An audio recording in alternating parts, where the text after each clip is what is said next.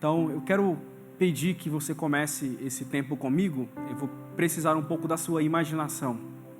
Peço que você imagine um pouco, que você está na sua casa, no seu lugar de descanso, na sua cama. Certamente você tem a coxa de cama preferida, certamente você tem o lençol de dormir que é preferido. Talvez você tenha o lado da cama que é sempre seu e o outro lado da cama que é o de seu esposo. Talvez, se vocês trocarem isso, vai ser muito complicado. Você talvez não consiga dormir. Imagine, você está no seu lugar de descanso agora, na noite mais importante da sua vida, do seu casamento, do seu relacionamento. É um dia de aniversário de casamento. Vocês estão, depois de um dia muito alegre, muito festivo, vocês agora estão descansando do dia cansativo que foi. Conseguiu imaginar? Agora imagina que rapidamente alguém bate na sua porta, tira você do seu lugar de descanso e avisa que a cidade está sendo invadida e que você está sendo arrastado, você, sua casa, seus filhos, sua família, para um local em que vocês serão lá escravos ou talvez estarão distantes do local de descanso de vocês. A cena é terrível, não é? Ser tirado do lugar, ser tirado de casa, ser tirado do nosso lugar de descanso é um ambiente certamente muito desconfortável. Usando um pouco essa imaginação, eu quero transportá-los para o evento que marcou a história dos judeus, o exílio babilônico, o momento em que Nabucodonosor sitiou a cidade de Jerusalém e levou grande parte dos moradores daquela cidade. Em outras ocasiões, por meio dessas invasões, portas foram queimadas, muro foi derrubado, a cidade realmente ficou desolada.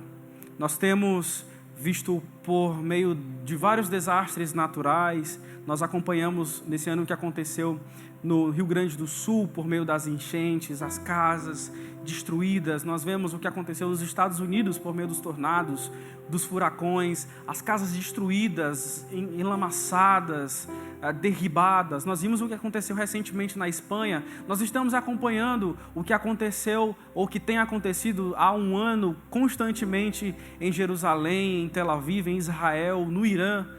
Tudo isso, todas essas realidades, a realidade de destruição, a realidade de calamidade, ela não é ou não acontece somente nesse momento pontual da história.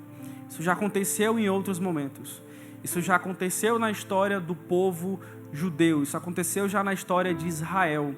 E esse evento que nós vamos rever hoje, ele gerou alguns questionamentos, algumas dúvidas no coração de jovens, no coração de pessoas que temiam ao Senhor, pessoas que temiam a Deus.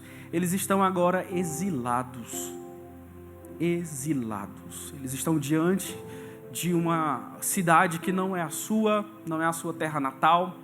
Eles estão, alguns deles, distantes de seus pais, distantes de seus familiares. Imagine você nessa condição. Imagine agora que as pessoas que estão ao seu redor são estranhos, são pessoas consideradas seus inimigos. E a sua casa, o seu lugar de descanso, foi destruído, está a quilômetros de distância. Essa é a realidade do exílio, uma realidade que dói, uma realidade que é desconfortável. Mas não será que essa também não é a nossa realidade? Será que nós também não habitamos em terra estranha? Será também que nós não estamos exilados? Ou será que a nossa pátria é aqui e agora? Será que a nossa pátria não é no lugar mais distante do que essa dimensão aqui que nós estamos vivendo? Será que a nossa pátria ela ainda não chegou e chegará certamente? Ou será que aqui é o nosso lugar? Será que aqui é o nosso lugar de descanso? Será que é aqui que nós devemos fixar as nossas tendas, morar, plantar árvores, ter os nossos filhos e viver como se não houvesse uma outra realidade?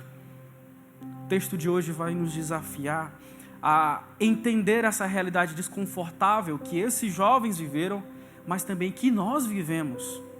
Pasmem, a cultura do exílio, a realidade do exílio, do distanciamento do lar, não é uma realidade somente presente no Antigo Testamento. Não é a realidade experimentada apenas por esses jovens. A realidade do exílio é uma realidade também experimentada por nós. nós não somos daqui, nós não estamos em casa, nós não chegamos ainda no nosso lugar de descanso. A realidade do exílio dói, machuca, nós sofremos, nós nos questionamos, nós nos frustramos, porque aqui e agora não é o nosso descanso. O lugar de descanso certamente chegará um dia. Peço que você abra sua Bíblia em Daniel, capítulo 1, para que nós possamos considerar umas verdades bíblicas, as verdades bíblicas contidas nesse texto, testemunho destes homens que enfrentaram desafios no exílio, que certamente nós podemos nos valer da sua postura, da sua maneira de viver diante dos desafios culturais que a comunidade ou que a cultura do exílio demanda de cada um de nós. O texto que foi até lido hoje na leitura inicial é de Daniel, capítulo 1, verso 1 até o verso 8. O verso 1 diz: No ano terceiro do reinado de Jeoaquim, rei de Judá, veio Nabucodonosor, rei da Babilônia, a Jerusalém e a sitiou. O Senhor lhe entregou nas mãos a Jeoaquim, rei de Judá, e alguns dos utensílios da casa de Deus. E estes levou-os para a terra de Siná, para a casa dos seus deuses, e os pôs na casa do tesouro dos seus deuses. Nesses dois versículos nós temos algumas informações importantes, especialmente contextual, com relação ao exílio babilônico. Ele se dá aproximadamente em 586 a.C., quando, como o texto disse para nós, Nabucodonosor, ele invade Jerusalém, ele sitia a cidade, e no futuro, na verdade, depois de 586 anos se passaram, e quando nós lemos o texto de Neemias, por exemplo, Neemias está na cidadela de Suzã, ele está lá. Então ele recebe as informações de Anani, que está vindo anos depois da situação de Jerusalém, e ali nós podemos entender o grau, o tamanho do estrago que Nabucodonosor fez na cidade. As informações de Neemias no diálogo com Anani são desesperadores. O texto de Neemias, capítulo 1, verso 4, é o momento em que Neemias pergunta para Anani, diz: Anani, qual é a condição dos irmãos que não foram levados para o exílio e continuam lá em Jerusalém? Anani olha para Neemias e, triste, nós podemos imaginar a cena por meio do texto, e ele diz: Neemias, a situação não é boa. Os irmãos que ficaram e não foram levados para o exílio, eles estão em grande miséria e desprezo. Os muros da cidade foram derribados. As portas foram queimadas. Os muros representam a segurança da cidade. Se os muros estiverem caídos, a cidade ela não tem condições alguma de defender-se, de avistar os inimigos com antecedência, de preparar-se para um confronto. A cidade está desolada. A cidade está incapaz de exercer qualquer tipo de defesa. Mas não somente isso, a situação financeira, social da cidade agora também ficou precária. Essa palavra é difícil, mas ficou dessa forma. E aí então o Anani continua dizendo para Neemias que a situação ela é desoladora mesmo, é de total desespero. E nós vemos então, por meio desse relato de Anani, o tamanho do problema que foi gerado com a invasão então de Nabucodonosor. Mas a informação que nós temos que causa um certo espanto para nós, numa nova leitura, é o verso 2, quando fala que o Senhor entregou nas mãos a Jeoaquim. Daniel capítulo 1, verso 2, o Senhor lhes entregou nas mãos a Jeoaquim. O Senhor lhes entregou nas mãos. O povo de Deus, Israel, ele vive nessa realidade de nação agora que vai ser um paradigma de bênção para as nações. Eles deveriam observar a lei do Senhor, mas o que nós encontramos aqui agora é esse mesmo Senhor entregando a cidade de Jerusalém nas mãos dos seus inimigos. A pergunta que nós fazemos aqui é: como isso é possível, Deus? Se o Senhor escolheu um povo para si, esse povo agora está numa condição de exílio, de miséria, de pobreza, de decadência. E é o Senhor quem entregou o rei nas mãos do inimigo. Que Deus é esse que leva o seu povo agora para uma situação de exílio, para uma situação de separação, de uma terra estranha? Mas nós não podemos esquecer que, embora Deus tenha escolhido Israel, embora Deus tenha chamado Israel para ser a bênção para as nações, eles deveriam observar a lei do Senhor. Eles deveriam amar ao Senhor, eles deveriam repudiar qualquer tipo de idolatria, porque caso eles não fizessem dessa forma, se eles não obedecessem os estatutos do Senhor, o Senhor os levaria para uma terra distante, para uma terra de exílio. E é exatamente o que nós estamos vendo aqui. O povo estava em grande idolatria. Eles achavam porque eles tinham o templo, porque eles tinham um rei, tinham a Jeoaquim, eles estavam seguros. Mas o Senhor remove todas as amuletas do povo e diz: eu sou o Senhor e eu vou cumprir a minha palavra, eu vou lançar vocês no exílio.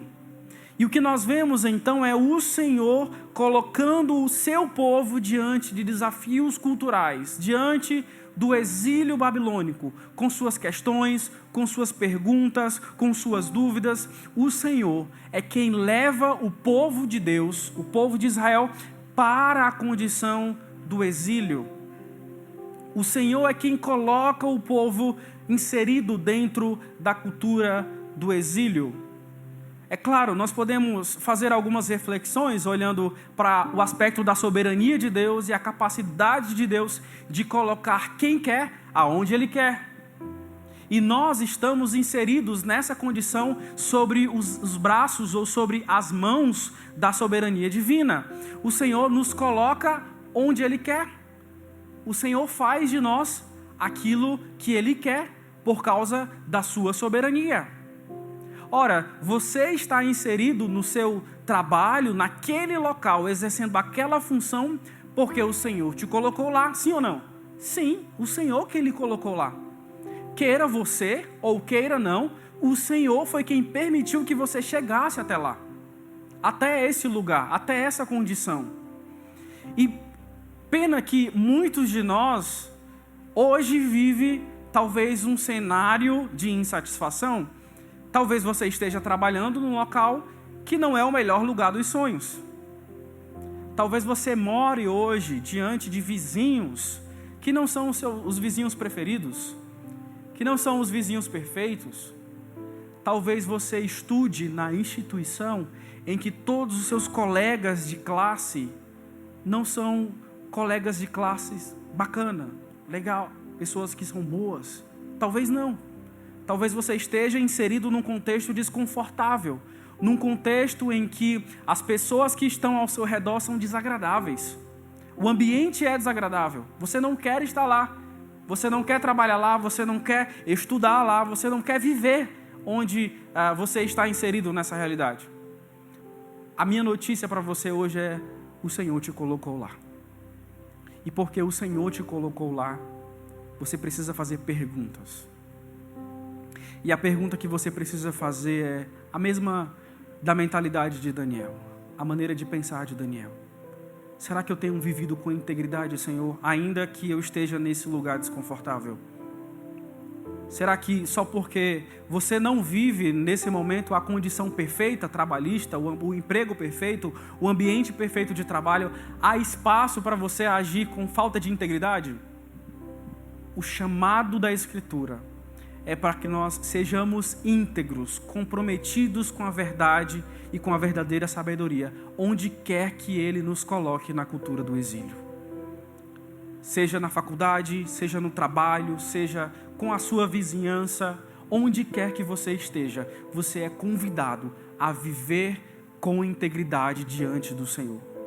Integridade não é sobre quem está olhando para nós, integridade não é sobre quem está nos vendo, integridade é sobre temer ao Senhor. É sobre saber que o Senhor governa e é soberano sobre todas as coisas e Ele nos colocou lá. Tudo bem, Ele pode nos tirar, nós desejamos que Ele nos tire de lá. Nós desejamos: Senhor, melhora a minha condição, me leva para um lugar melhor. mas até lá, a mentalidade de Daniel, na cultura do exílio, deve prevalecer diante de nós. O Senhor nos coloca diante de desafios culturais. E isso deve gerar algumas perguntas no nosso coração. O verso 3, ainda de Daniel, capítulo 1, diz: Disse o rei Aspenaz, chefe dos eunucos, que trouxessem alguns dos filhos de Israel, tanto da linhagem real como dos nobres, jovens, sem nenhum defeito, de boa aparência, instruídos em toda a sabedoria, doutos em ciências, versados no conhecimento, e que fossem competentes para assistirem no palácio do rei e lhes ensinasse a cultura e a língua dos caldeus. Nós estamos diante da escolha, então, de jovens capacitados, de jovens que tinham uma linhagem nobre ou real, que agora serviriam à cultura do exílio, serviriam ao rei, a Nabucodonosor, diante das suas demandas ali no palácio. E aqui nós precisamos ver que a disposição de jovens como desses jovens que nós até conhecemos muito bem a história, eles têm uma disposição diferente de talvez do grupo maior, de outros jovens que foram levados para a Babilônia. É preciso ter sabedoria para encarar os desafios da cultura do exílio, e é isso que eles fazem. Eles estão encarando essa sabedoria, essa cultura com as suas demandas, com as suas questões, com a sabedoria que vem do próprio Deus. O verso 4 disse para nós que os jovens que deveriam servir, deveriam ser instruídos de toda a sabedoria e também versados em conhecimento. E o que é interessante é que quando nós olhamos o texto hebraico, essa palavra sabedoria e a palavra conhecimento, ela vai se repetir por várias vezes dentro do Antigo Testamento. As primeiras vezes em que sabedoria e entendimento, a dupla de adjetivos vai aparecer, é quando Moisés é instigado ou chamado por seu sogro para que ele possa compartilhar a sua liderança para guiar o povo, então, no objetivo de agradar ao Senhor. Moisés então vai escolher pessoas, homens, que sejam capazes de liderar o povo junto com Moisés. E as características que Moisés deseja encontrar nesses homens são as mesmas que estão aqui em Daniel. Eles precisam ter sabedoria e eles precisam ter conhecimento. Mais à frente, Daniel é um jovem no capítulo 1, mas mais à frente, nos capítulos seguintes, quando uma escrita aparece nas paredes do rei e ele precisa discernir aquilo, ele não sabe a quem recorrer. Alguém lembra-se de Daniel, que ainda em sua velhice expressa esses dois adjetivos: sabedoria, conhecimento. Os profetas do Antigo Testamento são denominados ainda por meio da Escritura e ao longo da revelação como homens que têm sabedoria, conhecimento. Tiago, no capítulo 3, no verso 13, olha para a sua comunidade e por meio de uma pergunta muito instigante, pergunta: há entre vocês alguém com sabedoria e entendimento? A sabedoria e o entendimento poderia talvez ser compreendida aqui como a capacidade de prever precipícios, a capacidade de discernir aquilo que é correto ou não, aquilo que se deve fazer ou não. E esses jovens carregam esses dois adjetivos, a sabedoria e o conhecimento.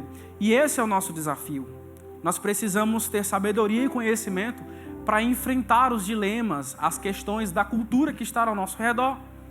Na noite de ontem nós vimos que diante dos desafios da cultura, as questões, as perguntas sobre o sentido, sobre a vida, sobre o que nós devemos assistir, sobre o que nós não devemos assistir, o filtro deve ser o critério da sabedoria e do entendimento. Nós não consumimos filmes, séries, jogos eletrônicos ou talvez outros conteúdos, documentários. Nós não fazemos isso sem filtro. Nós temos um filtro. Nós somos guiados pela sabedoria. E ela está pronta, por meio de princípios bíblicos, a nos apontar aquilo que é correto e aquilo que não é correto.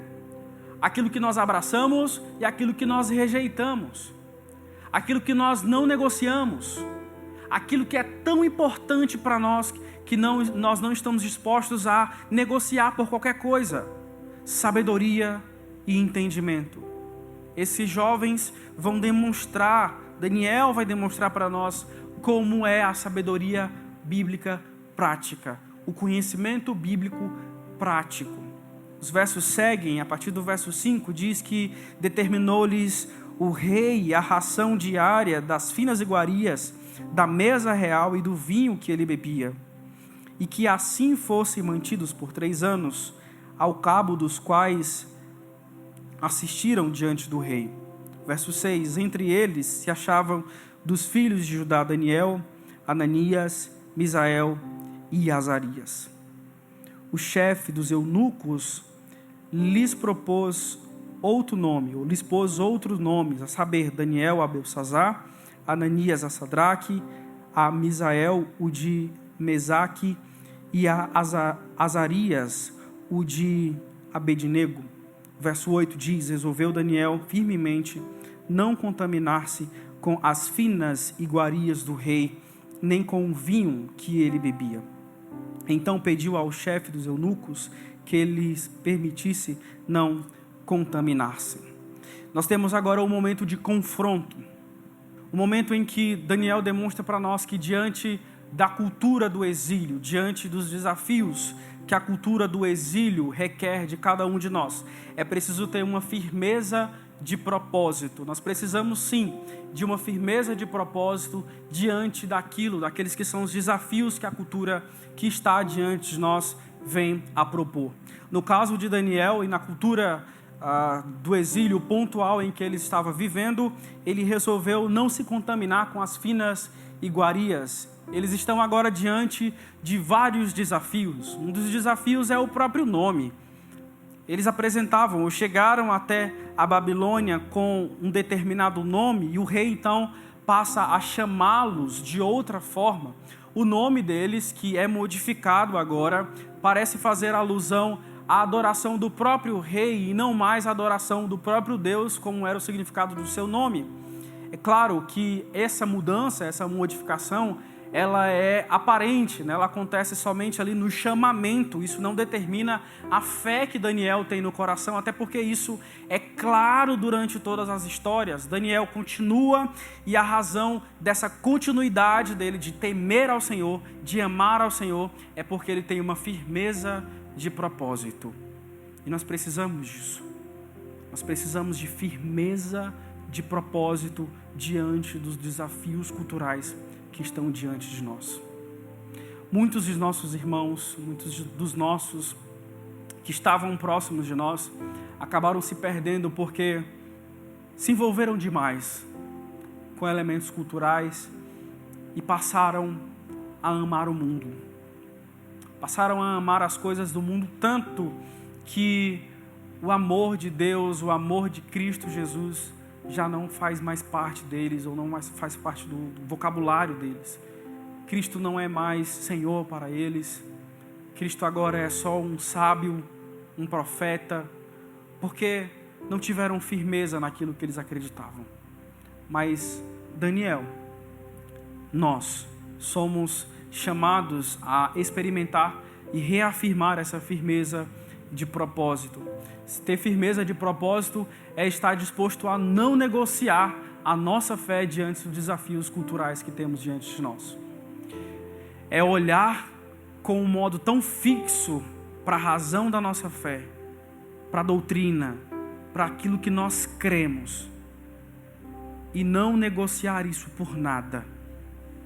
Nós vivemos a era que alguns lutam em chamar de modernidade, pós-modernidade, mas eu gosto muito da visão de um sociólogo que entende que nós vivemos a modernidade líquida.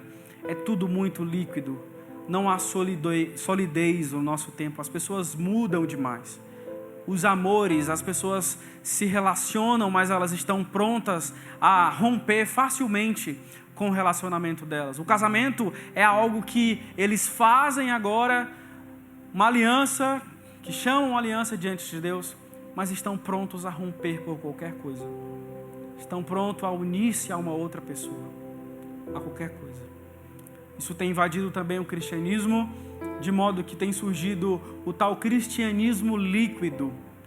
E as famílias da igreja têm sofrido por causa desse diálogo tão intenso, tão frenético com relação à liquidez do mundo pós-moderno em que nós vivemos. A modernidade líquida tem tornado as nossas relações cada vez mais desfaceladas, de fácil ruptura. Mas o paradigma de Daniel, o chamado a uma firmeza de propósito, ecoa nesse texto. Nós não negociamos a nossa fé. Nós cremos que Jesus Cristo é o Senhor de nossas vidas. E por isso a Bíblia é palavra de Deus. A Bíblia ela não precisa ser modificada, não. A Bíblia ela não precisa ser atualizada. Os termos não precisam ser modificados. Nós cremos que a Bíblia é palavra de Deus, completa, inerrante, suficiente, perfeita, autoridade para as nossas vidas. E nós não negociamos isso. Nós não dialogamos com uma cultura em que a verdade é relativa. Nós dialogamos com a ideia de que a cultura tem os seus pressupostos errados e a verdade é uma pessoa que encarnou, que morreu, que ressuscitou. Isso nós não negociamos. Nós temos firmeza nisso, firmeza de propósito. Cristo Jesus é o nosso Senhor. Ele quem guia as nossas vidas e por Ele nós vivemos e até morremos se for preciso. Essa é a convicção de Daniel. Ele sabe no seu coração que não há um espaço aqui para contaminação. Não há espaço para ele se enveredar pelo caminho das finas iguarias do rei, para sentar-se à mesa, para compartilhar então elementos da adoração babilônica. Ele entende que a postura não é essa. Ele entende que a postura é de firmeza diante dos desafios da comunidade do exílio. E então, o verso 9 diz que, ora, Deus concedeu a Daniel misericórdia e compreensão da parte do chefe dos eunucos. Daniel agora faz um diálogo com esse homem, conversam entre o cozinheiro e toda a história se desenvolve como os irmãos conhecem. Eles estão dispostos a comer até mesmo legumes e quando passa o tempo determinado eles estão mais corados, mais robustos, mais belos do que os homens que estão comendo das finas iguarias. E a ação de Deus aqui no verso 9, que diz para nós de conceder misericórdia e compreensão, nos ensina a verdade de que nós não estamos sozinhos na cultura do exílio. Nós não estamos sós na cultura do exílio. Nós temos os desafios culturais, desafios que demandam algumas questões, algumas perguntas diante de nós, mas nós podemos estar firmes, certos de que nós não estamos sozinhos. Daniel sabe que isso pode custar a sua vida, mas ele não está pronto para negociar a sua firmeza de propósito. Isso vai ficar evidente mais adiante quando Daniel é levado então para a cova dos leões. Todos nós conhecemos a história. Os leões que deveriam esfacelar Daniel, eles agora ficam pacatos. Assim como os leões dentro então daquela masmorra que deveriam estar agitados, frenéticos, prontos a devorar Daniel diante da sua firmeza de propósito. A mão de Deus também é por nós, apaziguando todas as tensões que nós temos então diante da cultura do exílio. Deus é por nós. Deus não nos abandona na cultura do exílio. E é por isso que nós temos esperança, porque Ele vive. Porque nós não estamos sós neste mundo desequilibrado. Nesse mundo em que o celular e as coisas são mais importantes do que pessoas. Nós não estamos sós. Deus está conosco na cultura do exílio. Deus está conosco até mesmo na cova. Deus está conosco na fornalha. Deus está conosco no momento de sofrimento. Deus está ao nosso lado nos nossos momentos de dores, de angústias, das aflições. Deus é por nós. Então, Deus derrama misericórdia e compreensão, mostrando para Daniel que mesmo diante desses desafios, mesmo exilado, mesmo distante do templo, mesmo diante dos elementos culturais da adoração judaica, Deus está com Daniel. Deus está com Daniel até mesmo onde ninguém quer estar, até mesmo onde só leões governam. Deus está então com Daniel. Mas por último, a teologia do livro de Daniel. Tudo isso que se vê aqui no capítulo 1, a euforia, a ira de Nabucodonosor em arrastar pessoas, em derribar muros, em sitiar a cidade, queimar as portas, carregar jovens dos seus lugares de descanso, toda essa revolta de Nabucodonosor. O livro de Daniel mostra para nós que haverá um momento que isso vai chegar ao fim. Haverá um momento em que a cultura, que por vezes até mesmo nos ataca, vai ter seu final. E então ele reinará para sempre. O Cordeiro reinará para sempre. Colocará debaixo dos seus pés todos os seus inimigos, todos aqueles que se opõem então à fé, à nossa fé, todos aqueles que estão dispostos a dentro de cultura, da sua cultura, criar elementos que ridicularizem do cristianismo, até mesmo diante de uma apresentação inicial de uma Olimpíada. Todos esses inimigos serão escandalizados, serão envergonhados. Quando eles acham que colocar a ceia do Senhor no meio de uma Olimpíada ali na abertura, fazendo qualquer tipo de alusão ao cristianismo, qualquer tipo de chacota, intencional ou não intencional, não quero saber, mas isso não passará despercebido diante da justiça do Cordeiro. Deus, Cristo, o Cordeiro, reinará para sempre. Essa é a mensagem do livro de Daniel para nós. A cultura do exílio não durará para sempre. Meu irmão, a cultura em que nós vivemos não durará para sempre. Tudo é muito líquido, tudo é muito passageiro. As tendências, as notícias, a moda, tudo é passageiro. Tudo isso vai passar. Todo esse sofrimento aqui, todo esse desconforto que nós sentimos aqui, vai passar. Toda essa oposição ao cristianismo, toda essa antipatia com a nossa fé, tudo isso vai passar. Até mesmo Nabucodonosor, o homem mais feroz, o homem mais sagaz do Antigo Testamento, virou um animal diante do poderoso Senhor. Virou alguém pequeno, alguém ridicularizado, porque a mensagem é clara para nós. Ele reinará para sempre. Ele é o Senhor.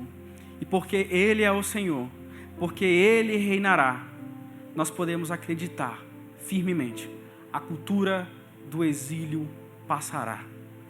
Não durará para sempre e nós seremos levados dessa realidade aqui, que agora, e nós estaremos para sempre com o nosso Senhor. Mesmo diante desses desafios que nós temos aqui, de nos relacionar com a cultura e os seus desconfortos nessa sociedade do exílio, na terra do exílio, nós podemos crer que o Senhor reinará para sempre. Amém?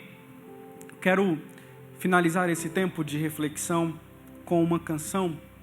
Ela chama-se Canção do Peregrino e ela fala justamente dessa realidade, a realidade de que nós experimentaremos de uma vez por todas a alegria de estarmos com o nosso Senhor. E nós vivemos essa peregrinação, nós vivemos esse tempo em que é cheio de suas dificuldades, seus sofrimentos. E a música diz: eu estou certo que provações virão para lapidar a minha fé.